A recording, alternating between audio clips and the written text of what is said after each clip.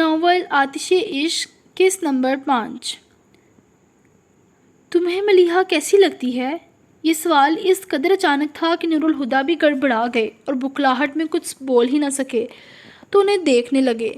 میں نے پہلے کبھی اس طرح نہیں سوچا، مگر کچھ دن پہلے یہ خیال میرے ذہن میں آیا کہ کیوں نہ تم دونوں کی شادی کر دی جائے۔ بابا جان نے دھماکہ ہی کر دیا تھا۔ نور الہدیٰ پہلے تو گڑبڑائے ہوئے تھے، اب تو بالکل ہی سٹپٹا گئے۔ بابا جان رکے نہیں، کہنے لگے، یوں تو شاید میں اس بارے میں کبھی سوچتا بھی نہیں، مگر میں نے محسوس کیا ہے تم دونوں میں کافی اچھی انڈرسٹینڈنگ ہے اور دوستی بھی۔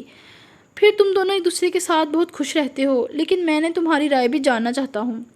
نور الہدیٰ اب سنبھل چکے تھے، مگر اپنی دو ٹوک فطرت کے باوجود بابا جان کے سامنے ملیحہ کے بارے میں ایسی بات کرنے سے ہچکچائے۔ بابا جان نے بھی ان کے گریز کو سمجھ لیا تھا۔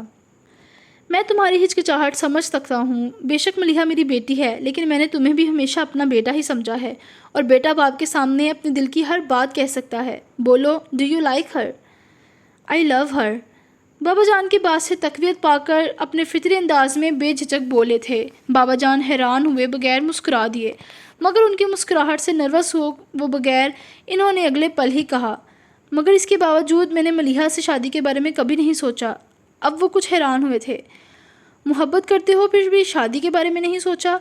ہاں، کیونکہ میں جانتا ہوں کہ ملیحہ ایسا نہیں سوچتی ہو، مگر سوچ تو سکتی ہے۔ وہ ایک پل کو خاموش ہو گئے، پھر کہا، وہ میرے اور اپنے موجودہ رشتے سے مطمئن ہے، اور مجھے نہیں لگتا اسے اس رشتے میں کسی کم یا گنجائش کا احساس ہوتا ہے۔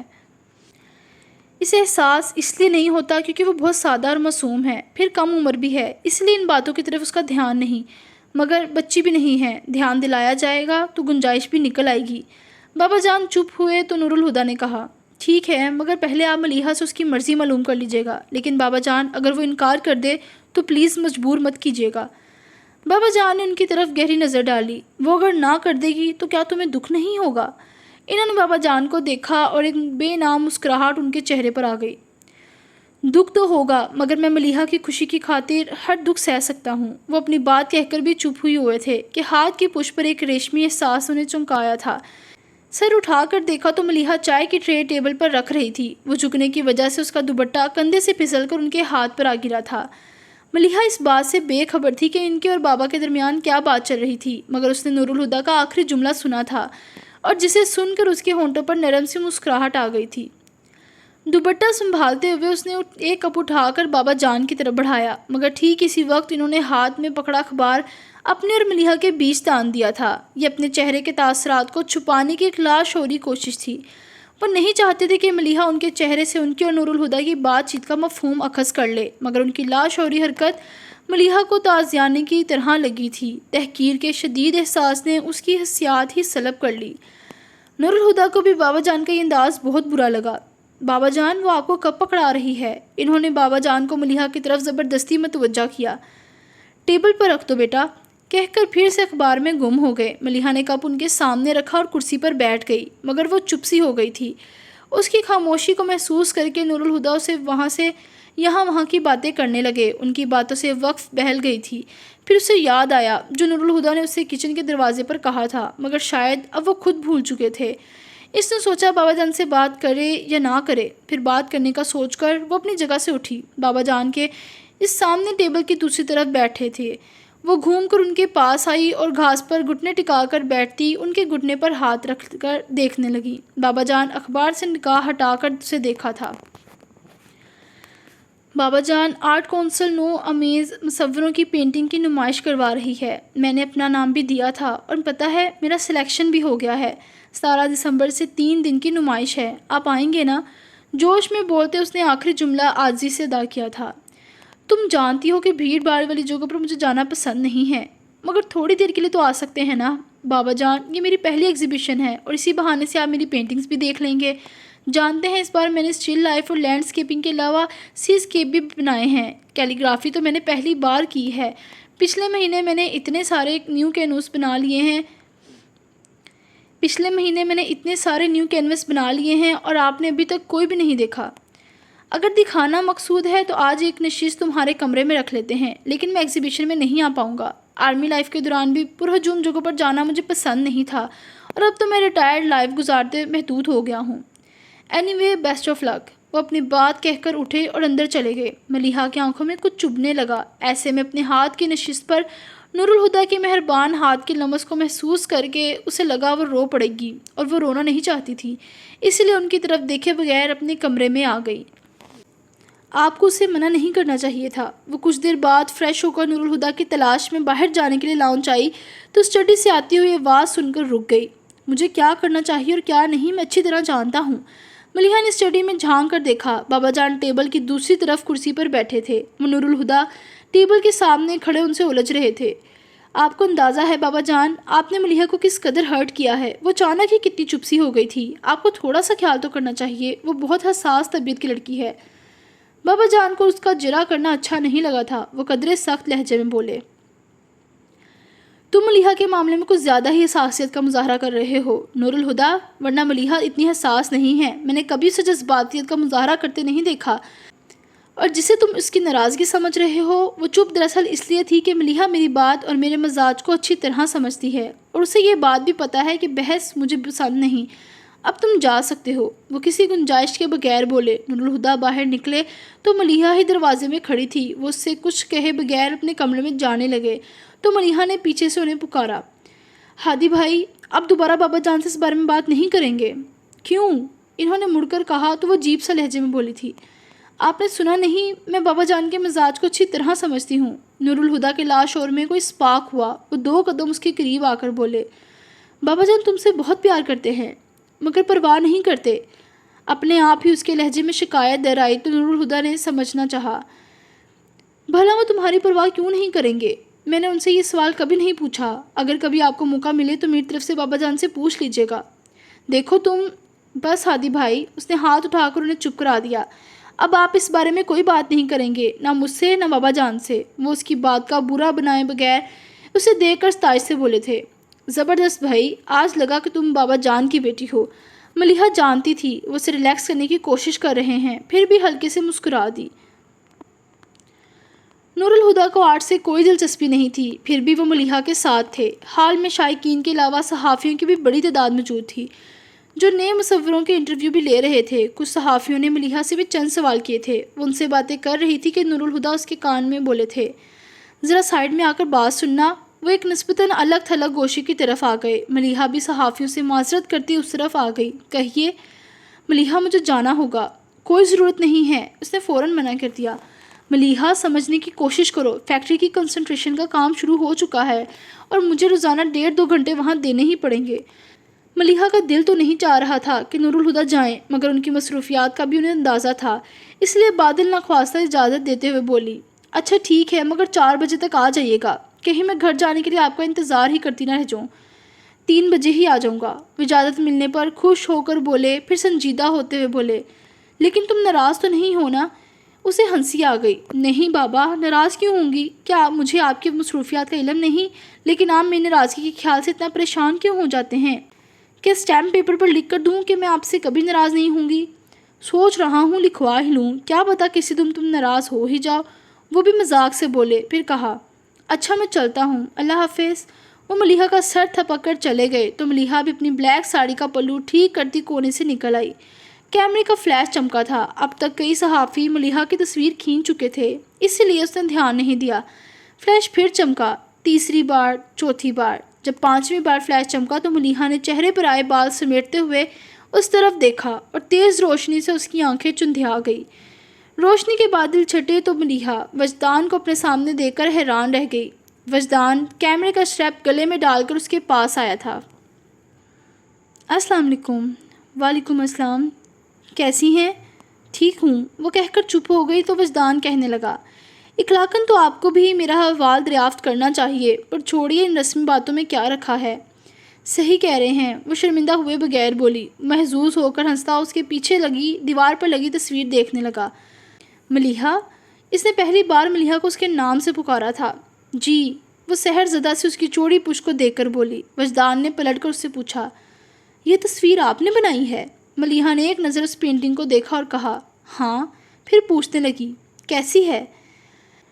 اس کے پوچھنے پر وجدان غور سے اس پینٹنگ کو دیکھنے لگا۔ پینٹنگ کیا تھی؟ لگتا تھا اس 3 فٹ لمبے اور 1.5 فٹ چوڑے فریم میں درد کی اذیت ناک کیفیات منجمد ہو کر رہ گئی تھی۔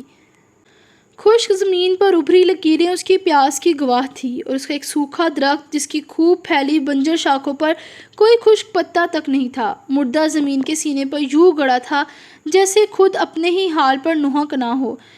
دور تک پھیلا نیلا آسمان یکدم ہی صاف تھا، جس پر سورج پیلے رنگ کے تھال کی مانند دھک رہا تھا۔ تاحد نگاہ اس منظر کی ویرانی کو اور بھی گہرا کر رہا تھا وہ اکلوتا زیرو جو اس سوکھے درخت کی چھاؤں میں بیٹھا تھا۔ اس کے سادہ کپڑوں پر مسافتوں کی گرد جمی تھی، سر کے بال لمبے اور گرد آلود، بے ترتیب داڑھی جھاڑ کی مانند لگ رہی تھی۔ اس کا ایک ہاتھ زمین پر بچھی ٹانگ کی ران پر تھا، جبکہ دوسرا موڑ کر کھڑی کی ہوئی ٹانگ کے گھٹنے پر، سر پیچھے تنے سے ٹکا کر آنکھیں بند کیے وہ تپتی زمین پر اتنے سکون سے بیٹھا تھا جیسے صدیوں سے اسی حال میں ہو اور صدیوں اسی عالم میں گزار دے گا۔ اس کے چہرے کے مبہم نقش سے کرب و اذیت کی عجیب سی کیفیت جھلک رہی تھی۔ ایک گہرا سانس بھر کر وجدان نے خود کو نامعلوم کیفیت سے آزاد کرتے ہوئے تصویر کا کیپشن پڑھا: عشق آتش۔ ایک سرد لہر وجدان نے اپنے وجود میں اٹھتی محسوس کی۔ عشق کا یہ چہرہ اس کے شعور کو خوف زدہ کر گیا۔ پینٹنگ تو اچھی ہے، لیکن آپ نے عشق کو اتنے دردناک انداز میں کیوں پینٹ کیا ہے؟ اس نے آخر پوچھ ہی لیا۔ پتہ نہیں کیوں، لیکن اس پینٹنگ کو دیکھ کر وجدان کے دل و دماغ لرز گئے تھے۔ عشق اول و آخر درد ہے۔ درد ہی کیوں؟ ملیحہ کے جواب پر وجدان نے کہا، کسی کو چاہنے کا احساس زندگی کو روشنی سے بھر دیتا ہے، جس کے ہر رنگ میں نئی امید چھپی رہتی ہے، اور جہاں امید ہو وہاں درد کا کیا کام؟ ملیحہ اسے دیکھ رہی تھی۔ وہ چپ ہوا تو نرم سی مسکراہٹ کے ساتھ کہنے لگی، وہ محبت ہے وجدان، جس کی روشنی سے امید کے رنگ پھوٹتے ہیں۔ عشق محبت کی انتہا ہے، جس کی جستجو ہر کوئی نہیں کر سکتا۔ یہ وہ آگ ہے جو ہر بھٹی میں سلگائی نہیں جاتی۔ عشق حاصل نہیں، لا حاصل کا جنون ہے، خواہش ناتمام ہے۔ عشق کا جنم ہی جدائی کی کوکھ سے ہوتا ہے، اور بھلا جدائی راحت دے سکتی ہے؟ جدائی تو درد دیتی ہے، اور جب یہ درد لہو بن کر جسم میں بہتا ہے تو پھر کوئی امید باقی نہیں رہتی۔ عشق وہ آگ ہے جو جلائے تو راکھ نہیں کرتا، فنا کر دیتا ہے۔ وجدان اس کی آواز میں کہیں کھو سا گیا تھا۔ اس کے لہجے میں آئی تپش کو محسوس کر کے چونکا۔ آپ ٹھیک تو ہیں؟ ملیحہ نے اسے دیکھا اور پھر رخ پھیر لیا۔ میں نے کبھی آپ کو ڈسٹرب نہیں کرنا چاہا۔ کچھ دیر بعد ملیحہ نے اس کی تھکی تھکی سی آواز سنی تو اس کی طرف دیکھا۔ وہ سر جھکائے دھیمے سے بول رہا تھا، پر لگتا ہے اب میں آپ کو ڈسٹرب کرنے لگا ہوں۔ اگر ایسا ہے تو بس ایک بار کہہ دیں، میں دوبارہ کبھی آپ کے سامنے آنے کی جرات نہیں کروں گا۔ پھر وہ ذرا سا ہنسا۔ میں نے یوں بھی آپ سے ملنے کے لیے کوئی شعوری کبھی کوشش نہیں کی۔ میں نے سوچا بھی نہیں تھا کہ آپ آفاق کی کزن ہو سکتی ہیں، اور آج بھی آفاق اور ساجد زبردستی مجھے ساتھ لے آئے، اور آپ کو دیکھنے سے پہلے مجھے گمان بھی نہیں تھا کہ آپ مجھے یہاں مل جائیں گی۔ آفاق بھائی یہاں؟ حیران ہو کر اس نے آس پاس دیکھا، مگر فوراً ہی وجدان کی آواز پر اس کی طرف متوجہ ہو گئی۔ مگر آپ کا انتظار میں نے ہر روز کیا، وہیں لائبریری کی سیڑھیوں پر۔ میں ہر صبح دعا کرتا کہ آج میرا انتظار ختم ہو جائے، اور ہر شام سوچتا کہ آپ کا انتظار زندگی کی آخری سانس تک کرتا رہوں گا۔ لیکن اگر آپ کو گوارا نہیں تو وعدہ کرتا ہوں کبھی ان راستوں پر پاؤں نہیں رکھوں گا جن پر آپ کو گزرنا ہوگا، اور سرے راہ ملاقات بھی ہوئی تو آپ کا راستہ نہیں روکوں گا۔ وہ منتظر نگاہوں سے اسے دیکھنے لگا۔ ملیحہ نے نگاہ چرا کر رخ بھی موڑ لیا۔ وجدان کو اچانک ہی شدید تھکن کا احساس ہوا۔ وہ بوجھل سے انداز میں پلٹا اور جانے لگا۔ آپ ایک اور بار لائبریری جا سکتے ہیں۔ وجدان ٹھٹک کر رکا اور پھر ایڑیوں کے بل گھوم گیا۔ وہ اب بھی رخ موڑے فرش پہ لگے ٹائلوں کو دیکھ رہی تھی۔ وجدان کو اپنی سماعتوں پر شبہ سا ہوا۔ کیا کہا آپ نے؟ ملیحہ نے اسے دیکھا اور زیر لب مسکراہٹ کے ساتھ بولی، کل صبح 10 بجے، اور وہ نہال ہو گیا۔ میں سارا دن آپ کا انتظار کروں گا، آپ کو جب وقت ملے آ جائیے گا۔ اس کی آنکھوں سے جھلکتے والہانہ پن سے سٹپٹا کر ملیحہ نے چہرہ موڑتے کونسل کے ملازمین کے یونیفارم پہنے ایک شخص کو اشارے سے پاس بلا کر پینٹنگ اتارنے کو کہا۔ پھر اس سے پینٹنگ لے کر ملیحہ نے وجدان کی طرف بڑھائی۔ یہ لیجئے، میری طرف سے تحفہ ہے، عشق آتش۔ ملیحہ کے ہاتھ سے پینٹنگ پکڑتے وجدان نے معنی کھیتی سے کہا تو وہ حیا سے سرخ ہوتی اس کے سامنے سے ہٹ گئی۔ 4 بجے وہ نور الہدیٰ کے ساتھ قصر فاروقی کے لاؤنج میں داخل ہوئی تو بابا جان کے ساتھ ملک ناصر پہلے سے موجود تھے۔ نور الہدیٰ کو شطرنج کھیلنے کا تو کوئی شوق نہیں تھا، مگر دیکھنے کا شوق ضرور تھا۔ وہ وہیں بیٹھ کر ان دونوں کو شطرنج کھیلتے دیکھنے لگی۔ ملیحہ البتہ سلام دعا کے بعد جلد ہی اٹھ گئی تھی۔ اپنے کمرے میں آ کر اس نے کپڑے بھی تبدیل نہیں کیے. کھلے بالوں کو جوڑے کی شکل لپیٹ کر ننگے پاؤں کمرے میں چکر کاٹتے وہ ملک ناصر کے جانے کا انتظار کر رہی تھی. حالانکہ وہ جانتی تھی کہ انتظار فضول ہے. ملک انکل رات کے کھانے کے بعد ہی جائیں گے. پھر بھی وہ ٹہلتی رہی. شام ڈھل چکی تھی جب ملیحہ کے کمرے کے دروازے پر دستک ہوئی. دروازہ کھلا ہے اس نے کہا. پھر بہادر کو آتے دیکھ وہ بیڈ پر سے اٹھی تھی. بی بی صاحب کھانا لگ گیا ہے. مجھے بھوک نہیں اس نے کہا اور پوچھا. اچھا سنو ملک انکل چلے گئے یا ابھی بیٹھے ہیں؟ چلے کہاں جائیں گے جی ابھی تو بیٹھے ہیں. کھانا کھائیں گے پھر چائے پی کر جائیں گے. ویسے ایک بات بتائیں بی بی صاحب کہ ملک صاحب بالکل ہی ویلے ہیں. وہ ہنس پڑی. پھر ہنسی روک کر سنجیدگی سے بولی. زیادہ باتیں بنانے کی ضرورت نہیں ہے. جاؤ اپنا کام کرو. وہ جانے لگا تو ملیحہ نے اسے روک کر کہا. اور سنو جب انکل چلے جائیں تو مجھے بتا دینا. وہ سر ہلا کر چلا گیا. عشاء کی نماز پڑھ کر وہ بیڈ پر آ بیٹھی. پھر اٹھی اور بالکنی میں آ گئی. نہ جانے کتنی دیر گزر گئی کہ دوبارہ دروازہ پھر بجا. اس بار بھی بہادر تھا. اس نے ملک ناصر کے جانے کا بتایا. ٹھیک ہے تم جاؤ. اسے بھیج کر ملیحہ باتھ روم میں گئی. منہ پر پانی کے چھینٹے مار کر کمرے میں آئی. بالوں کو سلجھا کر کلپ لگایا اور کمرے سے باہر آ گئی. بابا جان کے کمرے کے دروازے پر ہاتھ رکھے وہ ایک پل کو ہچکچائی. پھر دوسرے ہی پل خود کو مضبوط کرتے اس نے دروازہ کھولا اور کمرے میں آ گئی. بابا جان آتش دان کے سامنے رکھے راکنگ چیئر پر آنکھیں بند کیے نیم دراز تھے. ملیحہ جانتی تھی وہ سو نہیں رہے تھے. یہ ان کی عادت تھی. وہ جب بھی کسی گہری سوچ میں ہوتے تو یوں ہی آنکھیں بند کر کے راکنگ چیئر پر نیم دراز ہو جاتے. ملیحہ ان کے سامنے کشن پر بیٹھ گئی. بابا جان اپنے ہاتھ پر ملیحہ کے ہاتھ کا لمس اور پھر اس کی آواز سن کر بابا جان نے آنکھیں کھول دی. اسے دیکھا پھر پوچھا. کیا بات ہے؟ بابا جان میں آپ سے ایک بات کرنا چاہتی تھی. وہ اٹک کر بولی. بابا جان نے خوشگواریت سے کہا. کمال ہے میں بھی کچھ دنوں سے تم سے ایک بات کرنا چاہ رہا ہوں پر سمجھ نہیں پاتا کیسے کہوں. ایسی کیا بات ہے اس نے پوچھا. نہیں بابا جان بولیں. بات کرنے کی ہمت پہلے تم نے کی ہے اس لیے تم بتاؤ کیا کہنا چاہتی ہو. وہ سوچ کر آئی تھی ہر حال میں ان سے بات کر کے رہے گی. اب وہ گڑبڑائی. بابا جان میں اتنا بول کر ہی وہ ہانپنے لگی تو بابا جان نے اپنے ہاتھ پر رکھا اس کا ہاتھ تھام کر حوصلہ دینے کے انداز میں کہا. بولو ملیحہ کیا بات ہے؟ بابا جان میں آپ کو کسی سے ملوانا چاہتی ہوں. آخر اس نے کہہ ہی دیا. کس سے؟ وہ حیرت سے بولے. وجدان مصطفیٰ سے. بولنے کے ساتھ ہی اس نے اپنے جھکے ہوئے سر کو کچھ اور جھکا لیا. بابا جان کی پیشانی پر سلوٹیں ابھر آئی تھی. یہ وجدان مصطفیٰ کون ہے اور تم اسے کیسے جانتی ہو؟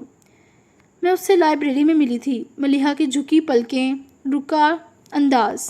بابا جان نے بہت کچھ اخذ کر لیا. غیر محسوس انداز میں ملیحہ کا ہاتھ چھوڑتے ہوئے وہ پتھریلے لہجے میں بولے. مجھ سے کیوں ملوانا چاہتی ہو؟ وہ بولی تو آواز کچھ اور دھیمی ہو گئی. بابا جان میں اس سے مگر ہزار کوشش کے باوجود بھی محبت کا لفظ شرم نے زبان پر آنے نہیں دیا تو جملہ ہی بدلتے ہوئے کہا. وہ مجھ سے شادی کرنا چاہتا ہے. اور آنکھیں میچے ان کے رد عمل کا انتظار کرنے لگی. پھر ملیحہ نے ان کی آواز سنی. جاؤ جا کر سو جاؤ. ملیحہ نے آنکھیں کھولی اور سر اٹھا کر انہیں دیکھا اور خواہش کی کاش کبھی نہ دیکھا ہوتا. ان کا چہرہ کسی چٹان کی طرح سخت اور بے جان تھا لیکن آنکھیں آگ اگل رہی تھی. بے دم سی پکار کی صورت اس کی زبان سے نکلا. بابا جان جاؤ. وہ بولے. ملیحہ تڑپ اٹھی. بابا جان میری بات تو سنیں. اس نے بابا جان کا ہاتھ تھام کر کچھ کہنا چاہا پر بابا جان بے دردی سے اس کا ہاتھ جھٹک کر کاٹ دار آواز میں بولے تھے. میں ایک لفظ اور نہیں سننا چاہتا نہ تمہاری صورت دیکھنا چاہتا ہوں. چلی جاؤ یہاں سے. ملیحہ کو لگا کسی نے اس کے جسم کو 2 حصوں میں تقسیم کر دیا ہو. وہ درد سے بلبلا اٹھی. بابا جان اب ایک بار اس سے مل تو لیں. وہ بہت اچھا ہے. ملیحہ ہٹ جاؤ میرے سامنے سے. ملیحہ نے زندگی میں پہلی بار ان کی پرجلال آواز کی گونج سنی تھی. وہ جھٹکے سے اسے اٹھا کر کھڑے ہوئے. ملیحہ ان کے پاؤں پکڑ کر رو پڑی. ایسا مت کریں بابا جان. مجھ میں اتنی طاقت نہیں کہ میں اسے بھول جاؤں. ملیحہ کو لگ رہا تھا آتش دان میں جلتی آگ نے اس کے بدن میں راستہ بنا لیا ہے اور اب اس کا اندر سوکھی لکڑی کی طرح جل رہا تھا. وہ دونوں ہاتھ پشت پر باندھے شان سے سر اٹھائے کھڑے تھے. ان کے چہرے پہ پڑتے شعلوں کے عکس نے انہیں چٹان جیسی سختی دے رکھی تھی. ان کے پیر پکڑ کر ان کے گھٹنے سے پیشانی ٹکا کر روتی ملیحہ خاک ہوتی جا رہی تھی. تو مجھے بھول جاؤ. ملیحہ رونا بھول گئی. اسے سر اٹھا کر ان کی طرف دیکھا اور سرگوشی جیسی آواز میں فریاد کی. میں مر جاؤں گی بابا جان. مر جاؤ گی تو تمہیں کندھوں پر اٹھا کر اپنے ہاتھوں سے دفناؤں گا، لیکن اگر نافرمانی کرو گی تو مرتے دم تک تمہاری صورت نہیں دیکھوں گا۔ اس کے رحم کی آخری اپیل بھی بے رحمی سے مسترد ہو گئی۔ ملیحہ کو اچانک ہی لگنے لگا کہ ہوا میں آکسیجن ختم ہو گئی ہے۔ آخر وہ اپنے نیم جان وجود کو سنبھالتے ہوئے اٹھی اور شکستہ قدموں سے اپنے کمرے میں آ گئی۔ دروازے کو اپنے پیچھے بند کرتی وہ وہیں دروازے کے پاس گر سی گئی۔ اس کی آنکھوں سے آنسو ٹوٹ کر متواتر گر رہے تھے، مگر وہ بے نیازی سے لب بھنجے ساکت بیٹھی تھی۔ رات گزر چکی تھی اور فجر کی اذان کی آواز سنائی دینے لگی۔ ملیحہ سیدھی ہو کر بیٹھی اتنے غور سے اذان کے الفاظ سننے لگی جیسے پہلی بار سن رہی ہو۔ ایک عدالت ایسی ہے جہاں سے میری رحم کی اپیل مسترد کی جائے گی۔ ایک امید نے اس کے مردہ جسم میں جان ڈال دی تھی۔ وہ اٹھی مگر لڑکھڑا گئی۔ ساری رات ایک ہی زاویے سے بیٹھے اس کا جسم اکڑا گیا۔ وہ پھر اٹھی، اس بار اس کے قدموں نے اس کا ساتھ دیا تھا۔ وہ وضو کر کے جائے نماز پر کھڑی ہو گئی۔ نماز تو وہ ہر روز 5 بار پڑھا کرتی تھی، مگر اتنے خشوع خضوع کے ساتھ پہلی دفعہ پڑھ رہی تھی۔ وہ فرضوں کی دوسری رکعت میں تھی کہ دستک کے بعد کوئی دروازہ کھول کر کمرے میں آیا۔ نماز ختم کرتے ملیحہ نے دائیں جانب سلام پھیر کر بائیں طرف گردن کو موڑ کر پھیرا تو نظر سیاہ پٹیوں والی چپلوں میں مکیز سرخ و سفید پیروں پر رک گئی۔ آج سے 3 دن بعد یعنی جمعے کے روز تمہارا نور الہدیٰ کے ساتھ نکاح ہے۔ تمہیں جو بھی تیاری کرنی ہو آج اور کل میں مکمل کر لینا۔ زیادہ بڑا فنکشن نہیں ہے۔ تمہارے ننھیال والے ہوں گے اور میرے کچھ دوست، شاید کچھ مہمان نور الہدیٰ کے بھی ہوں گے۔ تم جن کو بلانا چاہو ان کے ناموں کی فہرست بنا کر میرے کمرے میں لے آؤ۔ رات آزمائش اور صبح سزا لے کر آئی۔ اس نے سوچا دعا کے لیے ہاتھ اٹھائے تو ایک آنسو اس کی گال پر بہہ گیا۔ بابا جان ایک نظر اس کی خاموشی کو دیکھ کر کمرے سے باہر آ گئے، پھر سیڑھیاں اتر کر ہال کے دروازے سے باہر لان میں نکل آئے۔ نور الہدیٰ اپنی روٹین کے مطابق ٹریک سوٹ پہنے ایکسرسائز کے لیے لان میں آئے تو بابا جان کو اس وقت وہاں دیکھ کر حیران ان کے پاس آ گئے۔ کیا بات ہے بابا جان، آج صبح صبح لان میں نظر آ رہے ہیں؟ کیا آرمی لائف کا شیڈول دوبارہ سے شروع کرنے کا ارادہ ہے؟ وہ خوش دلی سے مذاق کرتے ہوئے بولے، مگر بابا جان کے چہرے پر کھنڈی سنجیدگی میں کوئی کمی نہیں آئی تھی۔ میں تم سے کچھ بات کرنا چاہتا ہوں نور الہدیٰ، بلکہ یوں سمجھو میں ایک فیصلہ کر چکا ہوں اور تمہیں اس کی اطلاع دے رہا ہوں۔ کہیے بابا جان۔ میں نے تمہاری اور ملیحہ کی شادی طے کر دی ہے۔ نور الہدیٰ آخر انسان ہی تو تھے جن کے سینے میں دل بھی تھا اور دل میں جذبات بھی۔ ملیحہ کی بے تکلفی اور بے ساختگی کے باوجود کبھی کسی غلط فہمی کا شکار نہیں ہوئے تھے۔ انہیں معلوم تھا وہ ملیحہ کے لیے کبھی بھی خاص نہیں بن سکے، مگر ملیحہ تو ان کے لیے خاص تھی۔ یہ سچ تھا کہ انہوں نے ملیحہ کو پانے کی خواہش کبھی نہیں کی تھی، لیکن وہ بن مانگے انہیں مل رہی تھی۔ وہ خوش کیسے نہ ہوتے، مگر بابا جان کے سامنے خوشی کا اظہار نہیں کر سکے۔ لیکن جب انہوں نے کہا جمعے کی شام تم دونوں کا نکاح کر دیا جائے گا اور ہفتے کو ولیمہ، اس کے بعد میں چاہتا ہوں تم دونوں کچھ دنوں کے لیے لندن چلے جاؤ، وہاں گھوم پھر آنا، تو وہ حیران ہوئے بغیر نہ رہ سکے۔ جمعے کو یعنی صرف 3 دن بعد؟ بابا جان اتنی جلدی کی کیا ضرورت ہے؟ بات ضرورت کی نہیں، میرے فیصلے کی ہے، وہ اپنے مخصوص انداز میں بولے، اور میں اپنی اولاد سے اس بات کی توقع کرتا ہوں کہ وہ میرے فیصلوں کو مانے گی۔ پھر کچھ نرم پڑتے ہوئے کہنے لگے، سیدھی سی بات ہے نور الہدیٰ، لڑکا اور لڑکی گھر میں ہی ہیں اور کل میں کسی بھی وقت پڑے جا سکتے ہیں، تو پھر انتظار کس لیے؟ آپ ملیحہ کی مرضی معلوم کر چکے؟ انہوں نے تذبذب سے پوچھا۔ میں ابھی اسی کے پاس سے آ رہا ہوں۔ یہ مبہم جملہ ان کے لیے زندگی کا واضح پیغام تھا۔ وہ بے اختیار بابا جان کے گلے لگ گئے۔ بنا مانگے ہی زندگی نے آج وہ دیا ہے کہ ساری عمر شکر میں گزرے گی۔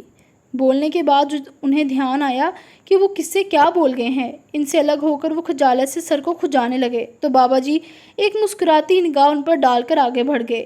انہوں نے بابا جان کو جاتے ہوئے دیکھا اور ایک گہری مسکراہٹ ان کے چہرے پر پھیل گئی۔ انسان بہت جلد باز ہے۔ سمندر کے بے رحم موجوں کا مقابلہ کرتے اچانک کنارہ نظر آ جائے تو اسے نظر کا دھوکہ سمجھ کر خود کو لہروں کے حوالے کر دیتا ہے، اور یہ تحقیق بھی نہیں کرتا کہ جہاں وہ ڈوبا وہاں ساحل تھا، اور کبھی صحرا میں چمکتی ریت کو پانی سمجھ کر جھلستی ریت میں دوڑتا چلا جاتا ہے، یہ سوچے بغیر کہ آبلا پائی کا یہ سفر تشنگی کو بڑھا تو نہ دے گا۔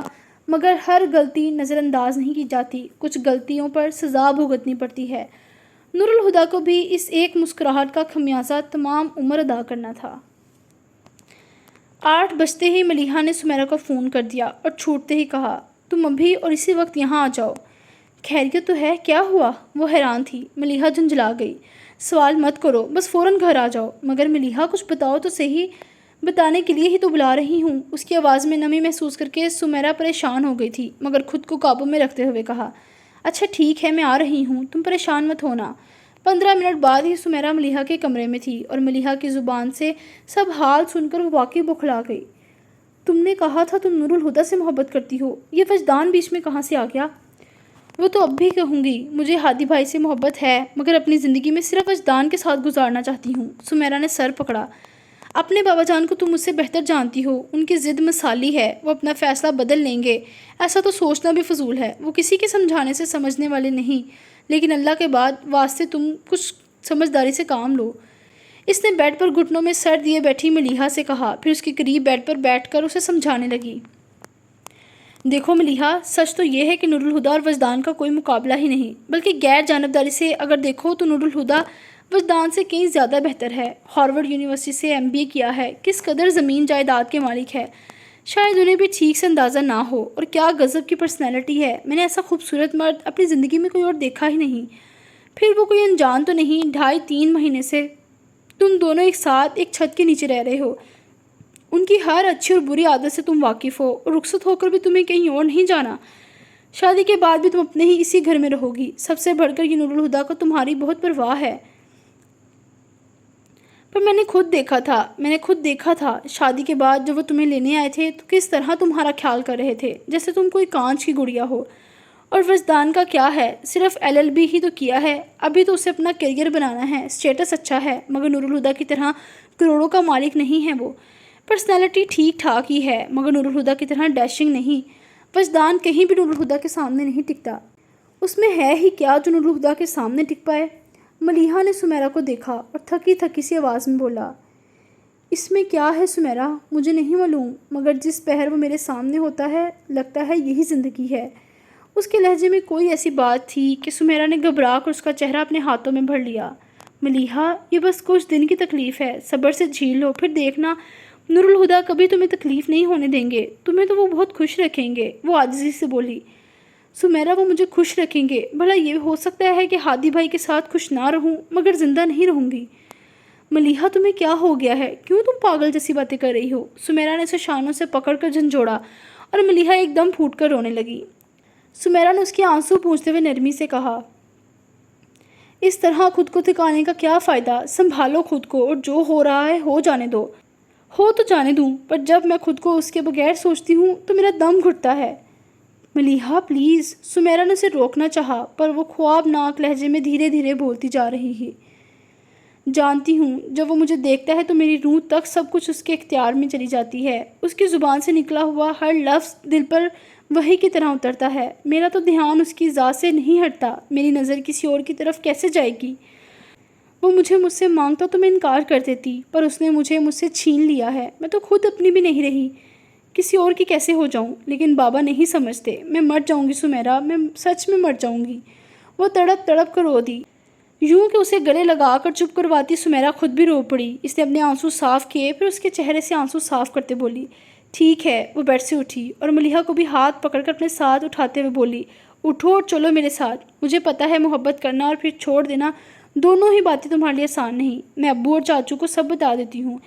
ابو تو یوں بھی وجدان کو بیٹا مانتے ہیں، وہ ضرور پھپھا جان کو منا لیں گے، اور بالفرض نہیں بھی منا سکے تو بھی تم پر ان کا بہت حق ہے۔ فریال پھپھو کی موت سے ہمارے تمہارے رشتے تو نہیں مر جاتے، مگر وہ اپنی جگہ سے ہلی بھی نہیں۔ اور اپنا ہاتھ چھڑاتے اس نے تعصب بھری نگاہ سمیرا پر ڈال کر کہا، بابا جان نے اس لیے تو مجھے پاس پوس کر بڑا نہیں کیا تھا کہ میں انہیں چھوڑ کر چلی جاؤں۔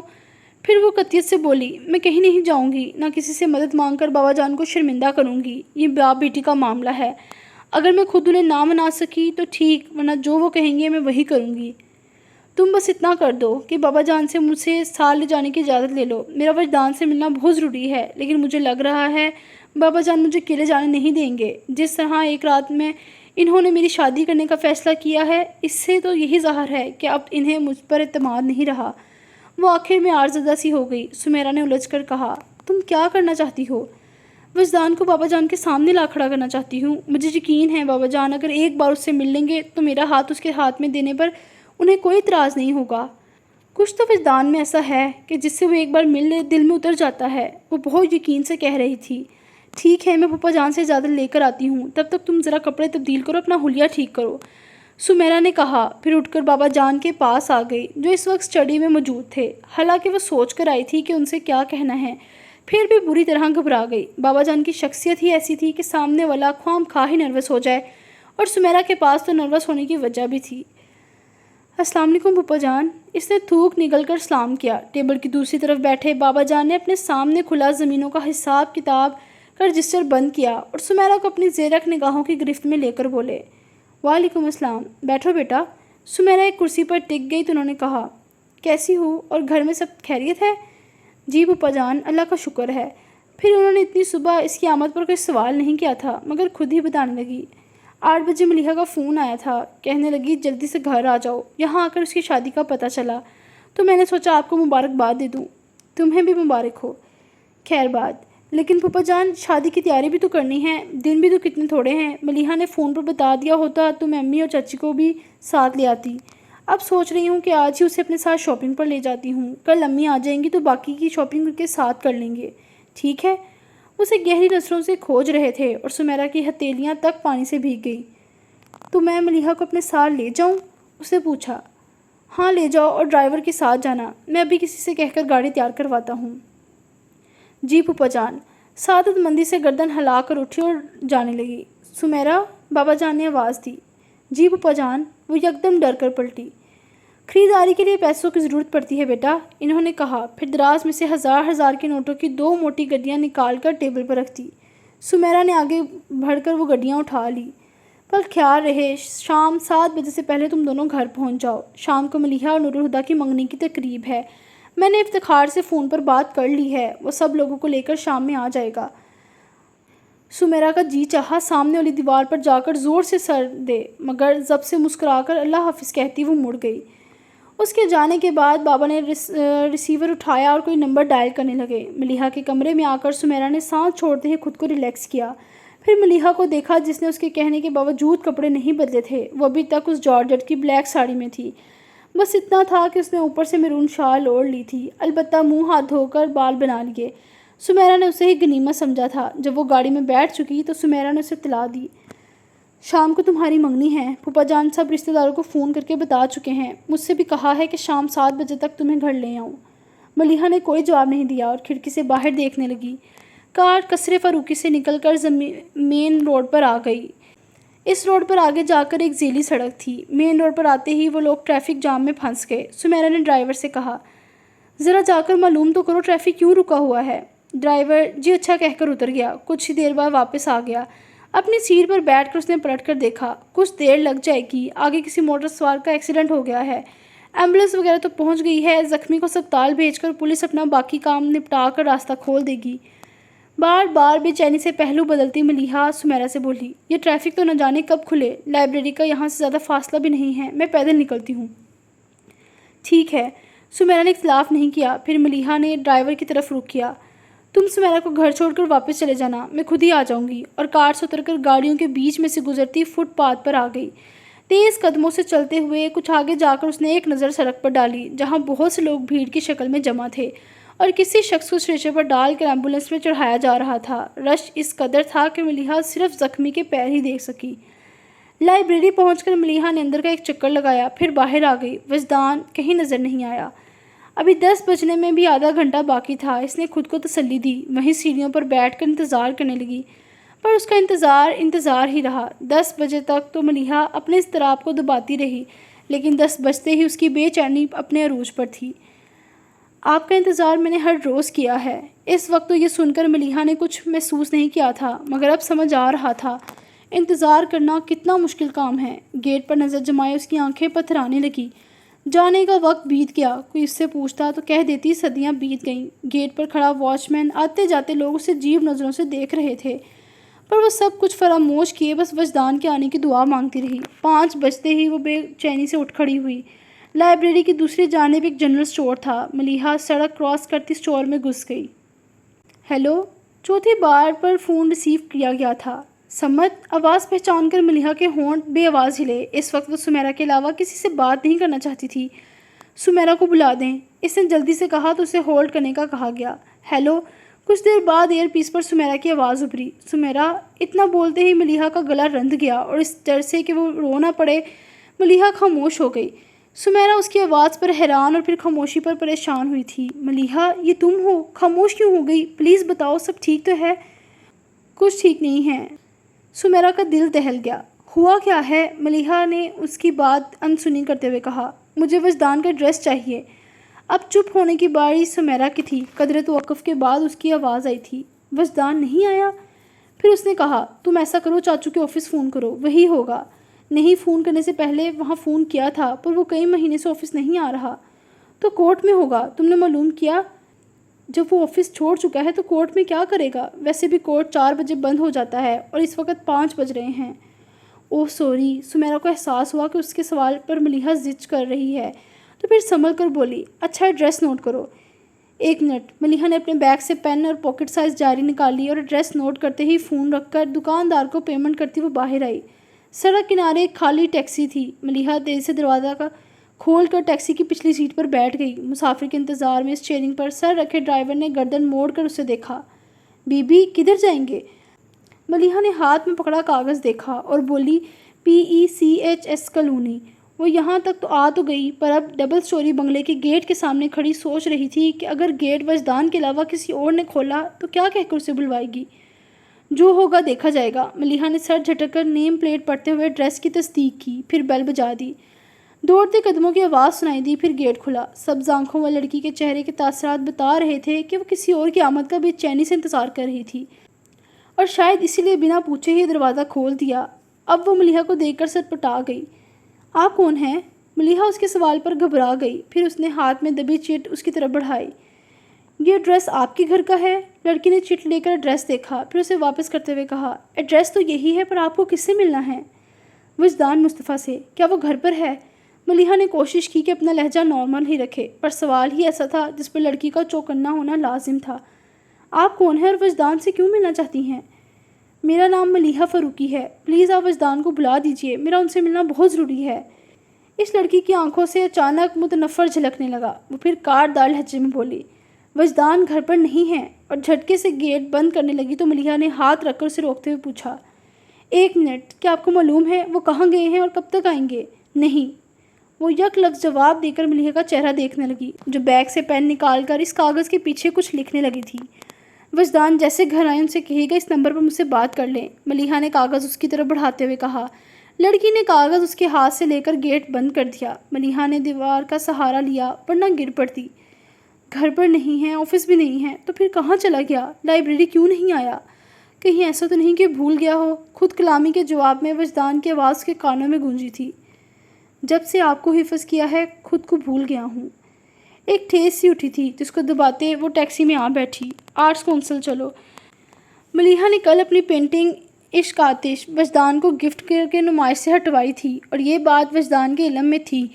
ملیحہ اس امید پر آرٹ کونسل آئی تھی کہ شاید وجدان پینٹنگ لینے وہاں آیا ہو، مگر وہاں بھی نہیں ملا۔ ملیحہ نے اپنے فون نمبر کے ساتھ وجدان کے نام کے میسیج چھوڑا اور نمائش پورشن میں آ گئی، اس امید پر کہ ایک شخص کا چہرہ دیکھتی رہی کہ شاید وہ وجدان ہوگا، مگر اس کی نگاہیں نامراد لوٹ آئیں۔ ڈرائیور کو واپس لائبریری چلنے کا کہتے ہوئے اس نے رسٹ واچ پر نظر درائی تو 5:45 ہو رہے تھے۔ اسے گھر سے نکلے 8 گھنٹے زیادہ بیت چکا تھا۔ کیا آپ اپنے 24 گھنٹوں میں سے مجھے ایک پل بھی نہیں دے سکتی؟ اس وقت وجدان کے لہجے میں جتنی لجائی تھی اس سے زیادہ اس وقت ملیحہ کے چہرے پر رقم تھی۔ لائبریری پہنچ کر ملیحہ نے ہال کا ایک چکر لگایا۔ وجدان کو نہ پا کر وہ سوچتے ہوئے واچ مین کے پاس آئی۔ خان صاحب، آپ سے کسی کے بارے میں پوچھنا ہے۔ پوچھو۔ خان صاحب کی اجازت کے بعد مزید بولی۔ 24-25 سال کا سانولے رنگ کا لڑکا ہے، قد تقریباً 6 فٹ، آنکھوں اور بالوں کا رنگ سیاہ ہے، اکثر یہاں آتا ہے۔ کیا صبح یہاں آیا تھا؟ آپ وکیل صاحب کا تو نہیں پوچھنا چاہتی؟ خان صاحب نے سوچتے ہوئے انداز میں کہا۔ ملیحہ فوراً بولی، ہاں میں انہی کو پوچھ رہی ہوں۔ 2-3 مہینے سے روز آتا ہے پر آج نہیں آیا۔ آپ کو یقین ہے وہ نہیں آئے؟ ملیحہ کی بات پر وہ ہنسنے لگا۔ کیا بات کرتا ہے جی، صبح سے ہم ادھر بیٹھا ہے، آتا تو ہم کو دکھتا نہیں۔ وہ اتنے یقین سے کہہ رہا تھا کہ ملیحہ کو اس کی بات ماننا پڑی۔ وہ ڈگمگاتے قدموں سے سیڑھیوں تک آئی۔ میں سارا دن آپ کا انتظار کروں گا۔ ایک سرگوشی آس پاس سنائی دی تو ملیحہ نے تڑپ کر کانوں پر ہاتھ رکھ لیے۔ اس کا ضبط ٹوٹ رہا تھا۔ اس نے سیڑھیوں پر بیٹھ کر سر گھٹنوں پر رکھ دیا۔ 6:30 جب ملیحہ نے قصر فاروقی میں قدم رکھا، وہ اپنا یقین ہار چکی تھی۔ وہ اس ہار کا چہرہ ڈرائنگ روم میں موجود کوئی شخص نہ دیکھ لے، اس لیے پچھلے طرف سے ہال کے دروازے تک اندر آئی۔ بہادر، میرے لیے کوئی فون تو نہیں آیا؟ پاس سے گزرتے بہادر کو روک کر اس نے پوچھا۔ نہیں بی بی صاحب، پر آپ کہاں چلی گئی تھی، وہ بھی آج کے دن؟ ملیحہ کی آخری امید بھی ختم ہو گئی۔ وہ بہادر کو جواب دیے بغیر اپنے کمرے میں آ گئی۔ ٹھنڈے یک پانی سے منہ دھوتے اس نے آنسوؤں کے ہر نشان کو بے دردی سے رگڑ ڈالا۔ پھر تولیے سے چہرہ خشک کرتی وہ ڈریسنگ روم میں آ گئی۔ الماری کے دونوں پٹ کھولے وہ باری باری ہر سوٹ کا جائزہ لے رہی تھی۔ پھر بہت سوچ کر اس نے پیچ کلر کے ڈریس کو نکالا تو نظر اس کے پیچھے لٹکتے سوٹ پر ٹھہر گئی۔ پنک کلر کی چوڑی دار پاجامے پر سفید قمیص تھی، جس پر پنک رنگ کے موتیے سے گلے اور قمیص کے ہاف سلیوز پر نفیس کام بنا تھا۔ پنک اینڈ وائٹ کنٹراسٹ دوپٹے کو ہاتھ میں لیتے ہوئے اسے کچھ یاد آیا۔ تم سفید رنگ مت پہنا کرو، اس رنگ میں اتنی پیاری لگتی ہو کہ ڈر لگتا ہے نظر نہ لگ جائے۔ نظر تو لگ چکی، نور الہدیٰ، اب کس بات کا ڈر؟ اس نے سوچا اور وہی سوٹ نکال لیا۔ ڈریسنگ ٹیبل کے سامنے بیٹھی ہونٹوں پر پنک کلر لپسٹک کی تہہ جمائی۔ ملیحہ زندگی میں پہلی بار اتنے اہتمام سے تیار ہوئی تھی۔ دونوں کلائیوں میں بھر بھر کر وائٹ اور پنک چوڑیاں ڈال کر اس نے کانوں میں چاندی کے آویزے پہنے بیڈ پر آ بیٹھی۔ جھک کر سینڈل پاؤں میں ڈال کر اس نے دوپٹہ بیڈ سے اٹھا کر شانوں پر پھیلایا۔ کھلے بالوں کو ایک ہاتھ سے سنوارتے ہوئے اس کی نظر آئینے پر آتے اپنے ایکس پر پڑی تھی۔ آج کی تاریخ میں لیے روشنی، رنگ اور امید تینوں ختم کر چکے، لیکن نور الہدیٰ فاروقی، انہیں آپ کی زندگی میں ہمیشہ رہنا چاہیے، اور کمرے سے نکل گئی۔ ڈرائنگ روم کے دروازے پر قدم رکھتے ہی ملیحہ کی نظر بلیک پینٹ پر میرون شرٹ پہنے نور الہدیٰ پر پڑی۔ اس پل نور الہدیٰ نے بھی دروازے کی طرف دیکھا۔ نور الہدیٰ کی آنکھوں کی وہ چمک ملیحہ کے لیے نئی نہیں تھی۔ اس نے پلکیں جھکا لی۔ باقی لوگ بھی ملیحہ کی طرف متوجہ ہو چکے تھے۔ پل بھر میں اس کے کزنز اسے اپنے گھیرے میں لے لیا، مگر سمیرا نہیں اٹھ سکی۔ کسی معاوضے کی امید کرتے کرتے ملیحہ کو دیکھ کر اسے احساس ہوا تھا کہ معاوضے اب نہیں ہوتے۔ وہ سمجھ گئی کہ ملیحہ وجدان سے نہیں مل سکی۔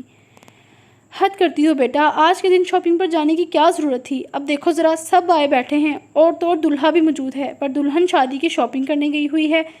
بڑی ممانی نے اسے دیکھ کر کہا تو ملک ناصر اس کے کچھ بولنے سے پہلے بول پڑے۔ چھوڑیے بھابھی، اب باتوں میں مزید کیا وقت گنوانا، آؤ بیٹی رسم کر لی جائے۔ آخر میں وہ ملیحہ سے بولے تھے۔ ملیحہ نے قدم بڑھایا تو سمیرا ایک دم اس کے کان کے پاس آ کر رک کر بولی، انکار کر دو، ہم سب تمہارا ساتھ دیں گے۔ کس برتے پر؟ ملیحہ نے اس کی طرف دیکھ کر زہر میں بھجی سرگوشی کی اور آگے بڑھ گئی۔ کسی نے اسے بازو سے پکڑ کر نور الہدیٰ کے پہلو میں بٹھا دیا تھا۔